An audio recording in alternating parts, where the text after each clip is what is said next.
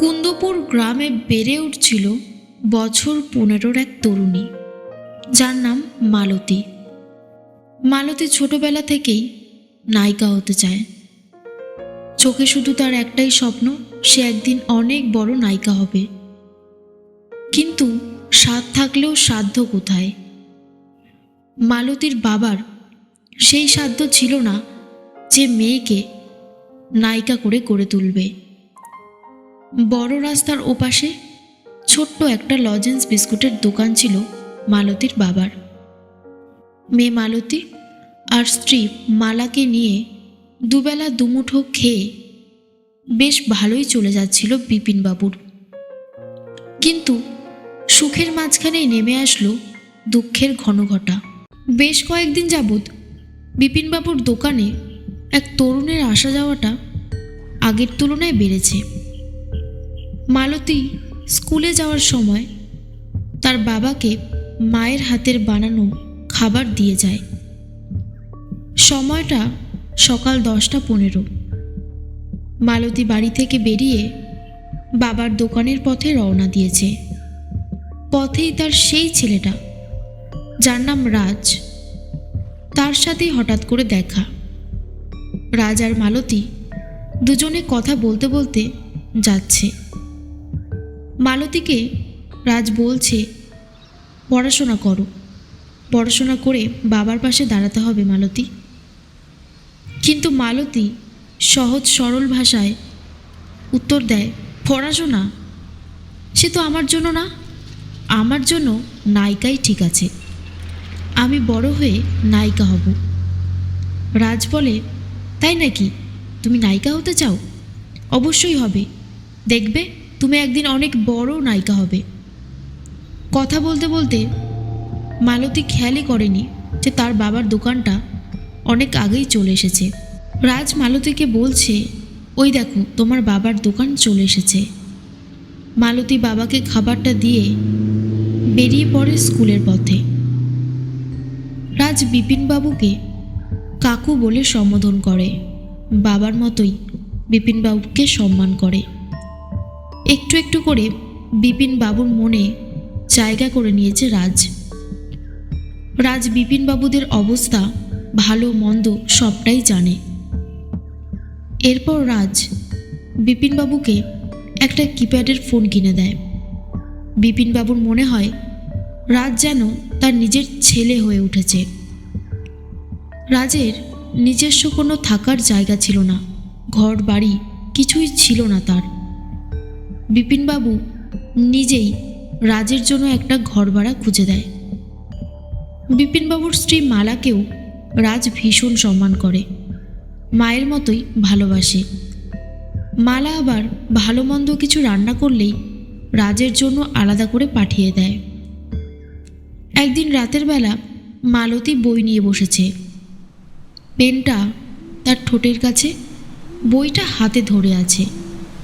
ও ঘর থেকে ভেসে আসছে তার বাবা মার কথোপকথন। তার বাবা তার মাকে বলছে, রাজ ছেলেটা কিন্তু সত্যিই খুব ভালো, আমাদের কত খেয়াল রাখে। এই দেখো না, এত দামি সেটটা, এত দামি ফোনটা কিনে দেওয়ার কি সত্যিই কোনো দরকার ছিল? কিন্তু তাও দেখো দিল। মালা বলছে, ঠিকই বলেছ, ও আমাদের জন্য অনেক কিছু ভাবে, এমনকি করেও। মালতীর বাবা মায়ের মনের মধ্যে জায়গা করে নিয়েছে রাজ। এমনকি মালতীর মনের মধ্যেও রাজ আস্তে আস্তে করে সেই জায়গাটা তৈরি করে ফেলেছে। রাজ মালতীকে রোজ স্কুল অবধি পৌঁছে দেয়। স্কুলে যাওয়ার পথে তারা অনেক কথা বলে। একদিন রাজ মালতীকে বলে, মালতী, আমি তোমায় ভালোবেসে ফেলেছি। না না, আমি তোমাকে এখনই বিয়ে করতে বলছি না। তুমি তোমার নায়িকা হবার স্বপ্ন আগে পূরণ করো, সব সময় আমি তোমার পাশে আছি। মালতী বলছে, তুমি সত্যি বলছো? তুমি আমার পাশে থাকবে? রাজ বলছে, হ্যাঁ। মালতী আর রাজের সম্পর্ক ধীরে ধীরে এগিয়ে যাচ্ছে। মালতীর বাবা মা এই সম্পর্কতে খুশি। কিছুদিন পর রাজ মালতীকে বলে, তোমার কথা আমি আমার বন্ধু সূর্যকে বলেছিলাম। সূর্য টলিপাড়ায় কাজ করে।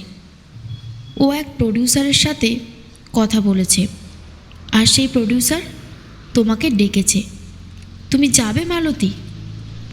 তখন মালতী বলছে, কোথায় যাব? রাজ বলছে, কলকাতা। কলকাতা গেলেই তুমি তোমার স্বপ্ন পূরণ করতে পারবে। তখন মালতী বলছে, সে তো অনেক দূর। রাজ বলে, তাতে কি হয়েছে, আমি তোমাকে নিয়ে যাব। তোমার বাবা মা আমাকে বিশ্বাস করে, আমি তাদের সাথে নিজে কথা বলবো। এরকম সুযোগ তো আর বারবার আসে না। রাজ বিপিনবাবুকে সমস্তটা খুলে বলে। মালা দেবী কিছুতেই মেয়েকে দিতে যেতে চায় না, কিন্তু বিপিনবাবু বলে, আরে তুমি এত চিন্তা করছো কেন? রাজ সাথে আছে যখন মালতীর কিচ্ছু হবে না। আমি বলছি, তুমি মালতীকে যাওয়ার পারমিশন দাও। মালা দেবী অনেক আপত্তি জানালেও পরে বিপিনবাবুর কথায় রাজি হয়ে যায়। বিপিনবাবু রাজকে খুব বিশ্বাস করত, ভালোও বাসত। পরের দিন ভোরের আলো ফুটতে না ফুটতেই মালতী আর রাজ বেরিয়ে পড়ে। রাজ আর মালতী কালীঘাট স্টেশনে পৌঁছে গেছে। তখন রাজ মালতীকে বলে, মালতী তুমি একটু দাঁড়াও, আমি আমার বন্ধুকে ফোন করে আসছি। এখান থেকে কোথাও যাবে না কিন্তু। মালতী বলে, না না, আমি এখানেই দাঁড়িয়ে আছি, তুমি যাও। রাজ বন্ধুকে ফোন করবে বলে একটু সাইড হয়ে যায়। কিছুক্ষণের মধ্যেই মালতীর কাছে ফিরে এসে বলে, সূর্যকে ফোন করলাম, ও বলল আজকে কি একটা যেন আছে, তাই টলিপাড়ার সমস্ত শুটিং বন্ধ। প্রডিউসাররাও আসেনি, তাই আজ না, কাল যেতে বলল আমাদের। মালতী বলে, কালকে? তাহলে আমরা এখন কি করব, কোথায় যাব? রাজ বলে, আরে বাবা তুমি এত চিন্তা করছো কেন, আমি তো আছি, ঠিক একটা থাকার ব্যবস্থা করে ফেলবো, তুমি কিচ্ছু চিন্তা করো না। কলকাতার সমস্ত রাস্তাঘাট আমি খুব ভালো মতন চিনি। রাজ অনেক কটা হোটেলে যায়, আর তখন মালতী বুঝতে পারে কোনো হোটেলেই তাদের থাকার ব্যবস্থা হচ্ছে না। রাজ তখন মালতীকে এসে বলে, আসলে আমরা তো অবিবাহিত, তাই কেউই আমাদের থাকতে দিতে রাজি হচ্ছে না। চলো মালতী, আমি আর তুমি বিয়ে করিনি, সামনেই কালীঘাট মন্দির আছে, চলো না। মালতী বলে, কিন্তু বাবা মাকে না জানিয়ে বিয়ে করব, সেটা কি করে সম্ভব? রাজ বলছে, তোমার বাবা মাকে রাজি করানোর দায়িত্ব আমার, আর তারা আমাকে খুব ভালোবাসে, আমাদের সম্পর্কের কথাও জানে। আমি আর তুমি বিয়ে করলে তারা খুব খুশি হবে, তারা ঠিক মেনে নেবে, তুমি দেখো। মালতী রাজি হয়ে যায় বিয়ে করতে। মন্দিরে গিয়ে তাদের বিয়ে হয়। এবারেই রাজ একটা হোটেল ঠিক করে ফেলে। হোটেলে তাদের রুম নাম্বার হচ্ছে 420। এরপর মালতীকে রাজ বলছে, তোমার নিশ্চয়ই খুব খিদে পেয়েছে, সেই কখন বেরিয়েছো বলো তো? তুমি ফ্রেশ হয়ে নাও, আমি গিয়ে দেখি কোনো খাবারের ব্যবস্থা করতে পারি কি না। এরপর মালতী ফ্রেশ হয়ে পড়েছে, আর তখন রাজ এসে গেছে। রাজ বলছে, নাও খাবারটা খেয়ে নাও। রাজ আর মালতী দুজনেই গল্প করতে করতে হাসতে হাসতে খাবারটা শেষ করে। এরপর রাজ মালতীকে বলছে, মালতী এই শাখা, এই সিঁদুরে তোমাকে কিন্তু দারুণ লাগছে। মালতী লজ্জা পেয়ে যায়, রাজকে কাছে আসতে বারণ করে। রাজ বলে, আমি তোমার এখন স্বামী, আমি ভালোবাসবো না তো কে বাসবে? রাজের কথায় মালতী আর নিজেকে দূরে সরিয়ে রাখতে পারে না। রাজ আর মালতী দুজনেই ভালোবাসায় এক হয়ে যায়। কিছুক্ষণ পরে রাজ একটা সিগারেট ধরিয়ে মালতীকে বলে, আমার বন্ধু বলল কয়েকটা ভালো ভালো ছবি ওকে পাঠাতে হবে, প্রডিউসার বলেছে। তখন মালতী বলছে, ছবি? আচ্ছা ঠিক আছে, তোলো। রাজের ফোনেই রাজ ছবি তুলতে চায়। মালতী সুন্দর করে শাড়ি পরে দাঁড়ায়। রাজ বলছে, না না, এইভাবে তুললে হবে না, একটু অন্যভাবে তুলতে হবে। আরে বাবা, নায়িকা হওয়া তো আর মুখের কথা না, অন্যভাবে দাঁড়াতে হবে। রাজ মালতীর পোশাকটা হাত দিয়ে সরিয়ে দেয়। তখন মালতী বলছে, এইভাবে ছবি তুলতে হবে রাজ, আমি পারবো না। তখন মালতী আপত্তি করে। রাজ বলছে, মালতী, এত দূর যখন এসেছো, শুধুমাত্র এটার কারণে তুমি ছবি তুলবে না? তাহলে প্রডিউসারের কাছে তোমার ছবি যাবে না? তুমি পারবে না নায়িকা হতে? এটা ভাবলে আমার কেমন একটা লাগছে। তুমি একবার ছবিটা তোলো, দেখবে নায়িকা হবার প্রথম ধাপ অলরেডি তুমি পাশ করে যাবে। এরপর মালতী রাজি হয়ে যায়। রাজ মালতীর কিছু নগ্ন দৃশ্যের ফটো তুলে রেখে দেয়।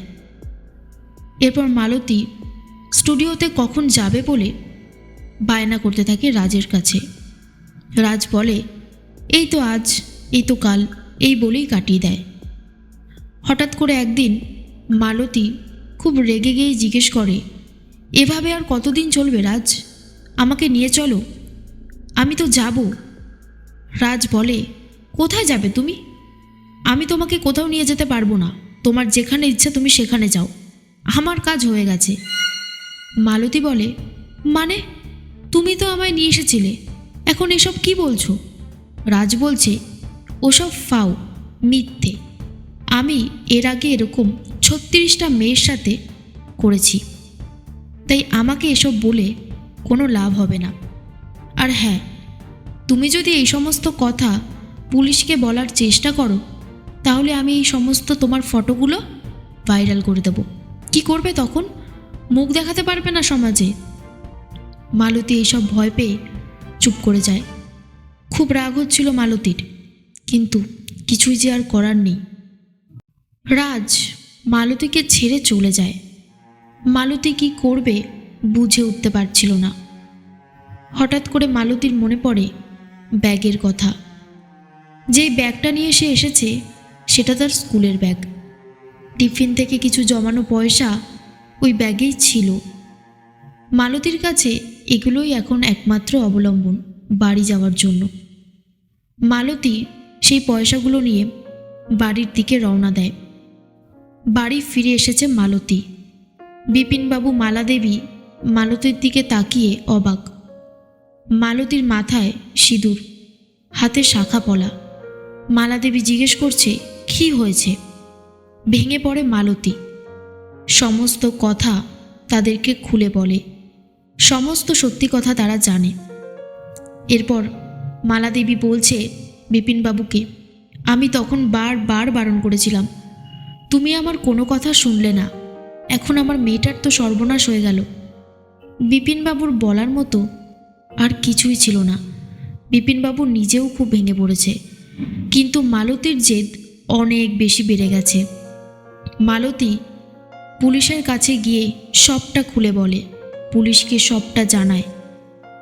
পুলিশ মালতীকে আশ্বাস দেয় ঠিক তারা খুঁজে বার করবে। মালতীর সমস্ত বয়ান তারা রেকর্ড করে নেয়। এরপর মালতীর মেডিকেল টেস্টও হয়। পুলিশ মালতীর বলা হোটেলে গিয়ে রাজের রেকর্ড চেক করে। পরে পুলিশি রেকর্ড চেক করে দেখে যে রাজের নামে অলরেডি অনেকগুলো কেস আগে থেকেই রয়েছে। ও এরকম 36 জন মেয়েকে টোপ দিয়ে ঘায়েল করেছে। এরপর পুলিশ জাল বিছিয়ে দেয়। পুলিশেরই এক ঠিক করা মেয়েকে ও আবারও ঘায়েল করার চেষ্টা করে। তখনই পুলিশ ওকে ধরে নেয়। ঠিক যেমন কাঁটা দিয়ে কাঁটা তোলে তেমনটাই। এরপর আদালতে গিয়ে শাস্তি হয় রাজের। 10 বছর জেল হয় রাজের। এদিকে মালতীর জীবনটা প্রথমে একটু অগোছলো থাকলেও পরে সে আবারও নিজেকে ঠিক করার চেষ্টা চালিয়ে যাচ্ছে। এর থেকে প্রমাণিত হয় বিশ্বাস করা ভালো, কিন্তু এতটাও কাউকে অন্ধবিশ্বাস করো না যে তোমার দুর্বলতা নিয়ে তোমাকেই ঘায়েল করার চেষ্টা করে।